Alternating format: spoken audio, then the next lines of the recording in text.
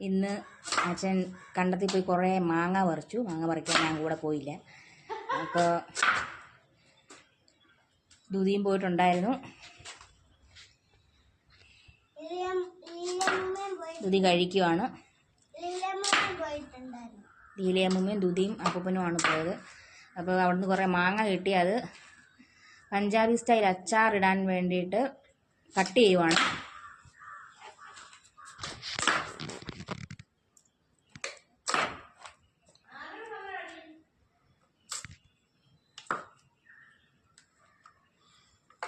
അപ്പോൾ ഇങ്ങനെയാണ് പഞ്ചാബി സ്റ്റൈൽ അച്ചാറിന് വേണ്ടിയിട്ട് കട്ട് ചെയ്യുന്നത്. ഇത് കട്ട് ചെയ്യുന്നതൊക്കെ അവിടുന്ന് കൊണ്ടുവന്ന സാധനമാണ്.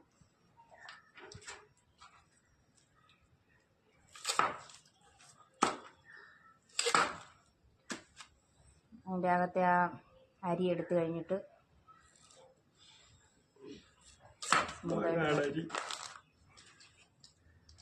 ഞാൻ വൃത്തിയായിട്ട ഭാഷകളൊന്നും ഉപയോഗിക്കാറില്ല.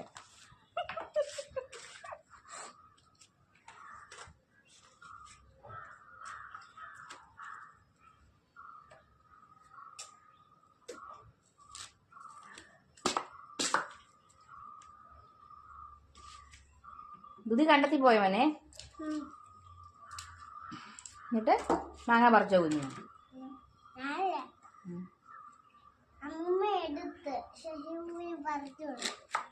ഇത് ഇങ്ങനെ കട്ട് ചെയ്ത് കഴിഞ്ഞിട്ട് വെയിലത്ത് ഉണക്കാൻ വെക്കും. ഉപ്പും മുളകും തേച്ചിട്ടാണോ വെച്ചാൽ വെക്കുന്നത്? ഇതോ അല്ലാതെ ഉണക്കാനായിട്ട് വന്നു? അല്ലാതെ ഉണക്കാൻ വെക്കും. നന്നായിട്ട് ഉണങ്ങി നോക്കി കഴിഞ്ഞ് എത്ര ദിവസം എടുക്കും ഉണക്കാൻ? ഇപ്പോഴത്തെ വെയിലിനനുസരിച്ച് 2 മണിക്കൂറത്തെ വെയിൽ മതി. ഭയങ്കര വെയിലായി, വല്ലാത്തൊരു ചൂടാണ്. ദുതി ഓരോന്ന് പറക്കി കുഞ്ഞി മുറത്തിലോട്ട് എടുത്തിടുക.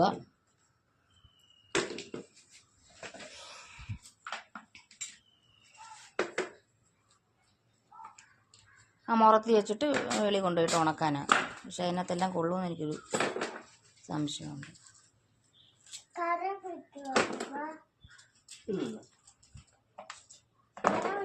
മാങ്ങ പറിക്കുമ്പോൾ മാത്രമുള്ള ചങ്ങ വരുന്നത്.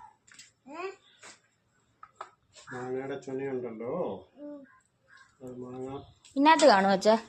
ചേന ഉണ്ടോ? മാങ്ങയുടെ ചേന നിങ്ങൾ കാണുന്നു? എന്ത് പറയുന്നത്? ചോന. ഇപ്പോൾ ഒരു സംഭവം ഇതിനകത്തോട് ചീറ്റി വരും. പോയി കണ്ടില്ല. സംഭവം ചീറ്റി. നിങ്ങളെല്ലാവരും നോക്കുമായിരിക്കും ദിയ എന്ത് ചെയ്യുന്നത്.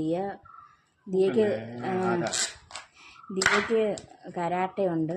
അപ്പോൾ കരാട്ടയുടെ സെക്കൻഡ് ഹാൻഡ് ബ്ലാക്ക് ബെൽറ്റിൻ്റെ ട്രെയിനിങ്ങിന് അവൾക്ക് പുല്ലൂർ പോകേണ്ടി വന്നു. അതുകൊണ്ട് അവൾ പുല്ലൂരാണ്.